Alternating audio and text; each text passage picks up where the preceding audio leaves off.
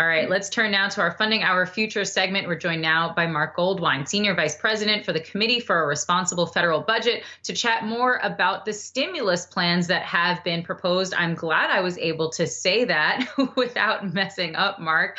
So your analysis, as I was reading it, seemed a little bit like Goldilocks. You know, Biden's plan is too big, the Republicans' plan is too small. So I guess the question is, what plan would be just right in your estimation? Sure. Well, there are a lot of things we're trying to accomplish here in COVID relief. But one big one is, how do we get the economy back to where it was before, at least once the pandemic ends? And to do that, we need to support the economy with probably something like $700 or $800 billion more of economic activity. The Biden plan would probably do that 2 or 3 times over. The Republican plan would fall a little short. But I think there probably is a middle ground where we can get the economy the support it needs and at the same time spend the resources necessary to actually end the pandemic, which is the most important thing we can do. So in order to scale back Biden's plan just a little bit, it sounds like we might have to do what a lot of Republicans have been calling for, which is very targeted relief. Where should some of those targets be? Do you think that perhaps the individual stimulus check size is a little bit too broad in the amount of people that it reaches? Where should some of those targets be? Well, we can start with, there's about $200 or $300 billion in the Biden proposal that really isn't COVID relief at all. These are policies that President Biden has already supported, that he wants to do permanently, things like a much bigger child tax credit. We can start by paying for those with maybe higher taxes on the wealthy. Beyond that, I do think more targeted checks so that families making $250,000 aren't getting even more money. And those unemployment benefits, we absolutely need to extend them. But the $300 a week supplement on top of base benefits is plenty as it is. We probably don't need to boost that further to $400. What about economic aid for states and local governments? That was a huge sticking point in previous negotiations between Republicans and Democrats, and they were actually able to pass stimulus by leaving that out. How necessary is it in your mind that that's really included to help cities out there? Look, we don't want states and localities laying off workers the same time that restaurants and hospitality is for laying off workers. So we should help states and localities. But President Biden's package in total has over $500 billion of support.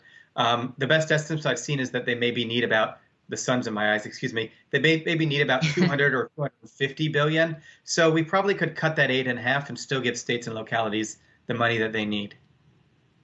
Absolutely. And yeah, this is the work from home life that we have to live in, the sun in our eyes, dogs barking in the background. Marc, I'm curious to know, is there a chance, however, we hear a lot of economists saying, listen, it is better to go too big than it is to go too small. We would rather, increase the deficit at this time to really help the economy get back on its feet than not do enough at all and then have to be doing this again in 6 or 7 months. So then what do you make of that if we do get a package that perhaps is larger than that 700 billion target that you had been mentioning? Yeah, look, I'm in the camp of it's better to go big than too small, but that doesn't matter. That doesn't mean it's better to go 3 times as big than 5% too small. So we need to balance these risks against each other, erring a bit on the side of too big, but that doesn't mean we need $2 trillion. I'm wondering what you think the end package will actually look like, given that we now have a new Congress. We have a Democratic trifecta. I know that we hear politicians saying that they do want bipartisan support in this, however. But I mean, considering all the work that you've done, the analysis that you've done, and also the news that we've seen over previous negotiations, what do you think this end package really might end up looking like in reality?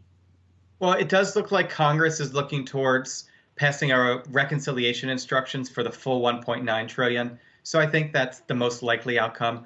But go back a few weeks ago, it was reported that President Biden actually wanted 1.3 trillion. That's what he started at before talking to Leader Schumer. I wouldn't be surprised if we ended up back there, especially if he can get support from a few Republicans and some of the moderate Democrats that maybe are uncomfortable at that full 1.9. All right, Marc Goldwein, Senior Vice President for the Committee for a Responsible Federal Budget. Thank you so much for breaking all of that down and looking at those different price points on those packages. Appreciate you being here with us. Thanks for having me.